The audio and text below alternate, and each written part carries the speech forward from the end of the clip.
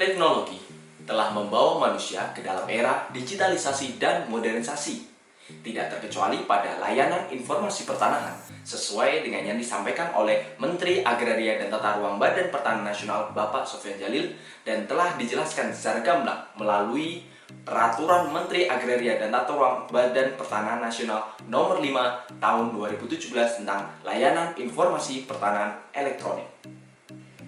Tujuan dari adanya layanan informasi pertanahan secara elektronik tak lain dan tak bukan adalah untuk meningkatkan akses dan juga keterbukaan informasi dari layanan pertanahan kepada masyarakat.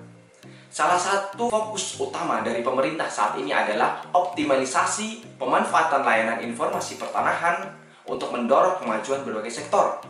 Akan tetapi, sebelum kita berfokus pada optimalisasi pemanfaatan dari sebuah layanan, harusnya kita berfokus pada faktor yang mana faktor tersebut lebih penting dan menjamin bahwasanya layanan dapat dimanfaatkan secara optimal.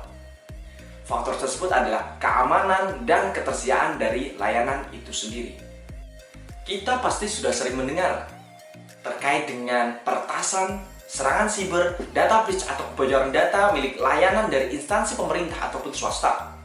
Hal tersebut tentu menjadi peringatan bagi kita bahwasanya keamanan dan ketersediaan dari sebuah layanan harus menjadi fokus utama agar kejadian yang pernah terjadi pada layanan lain tidak terjadi pada layanan informasi pertanahan.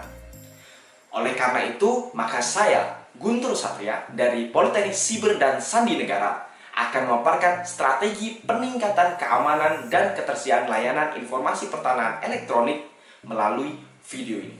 Menurut Yuswanto dan Wibowo, secara garis besar, aspek keamanan terbagi menjadi 4, yaitu privasi atau confidentiality, integrity, authentication, dan availability. Dan terkhusus pada poin keempat, availability, selain menjamin keamanan, juga menjamin tentang ketersediaan. Maka, dari keempat aspek tersebut, dapat disusun strategi peningkatan keamanan dan ketersediaan layanan informasi pertanahan yang akan dijabarkan melalui masing-masing aspek. Aspek yang pertama adalah privacy. Privasi diartikan sebagai kerahasiaan data yang diberikan oleh layanan informasi pertanahan. Strategi peningkatan dalam pemenuhan aspek privasi ini dapat melalui dua metode. Yang pertama, enkripsi dan dekripsi data. Enkripsi dan dekripsi data dapat memanfaatkan algoritma kriptografi untuk mengubah suatu file, dokumen, ataupun informasi penting lainnya menjadi suatu file, dokumen, atau informasi yang tidak terbaca dan hanya dapat terbaca oleh pihak pengirim dan penerima yang telah ditentukan sebelumnya.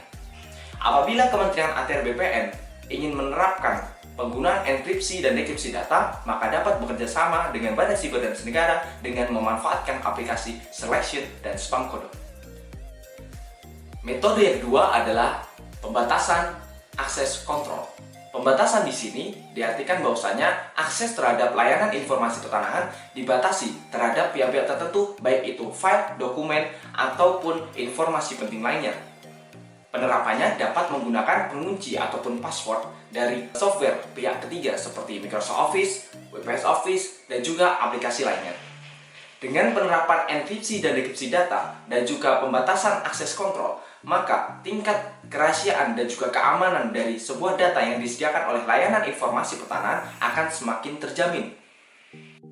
Aspek yang kedua adalah integrity atau integritas. Diartikan sebagai segala sesuatu informasi, dokumen, atau file yang berasal dari layanan informasi pertanahan dalam bentuk utuh dan tidak diubah oleh pihak manapun.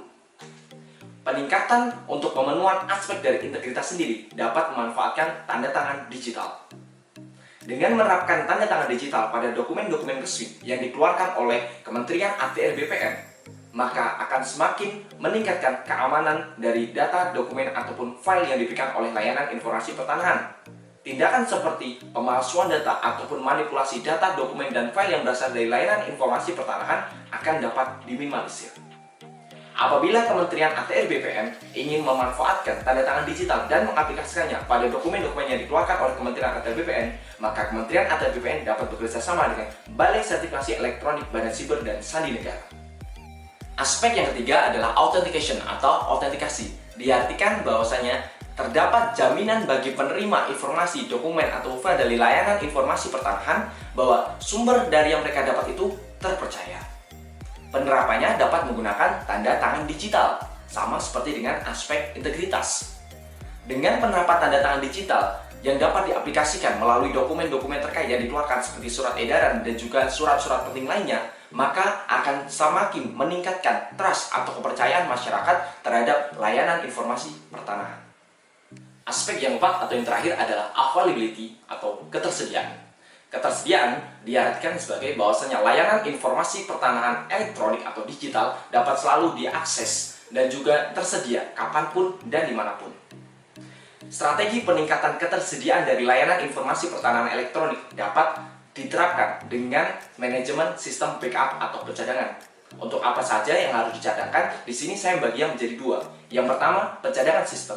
Pencadangan sistem adalah pencadangan segala suatu perangkat, baik itu perangkat lunak ataupun perangkat keras, yang dapat menjamin bahwasanya layanan informasi pertanahan elektronik tetap dapat diakses.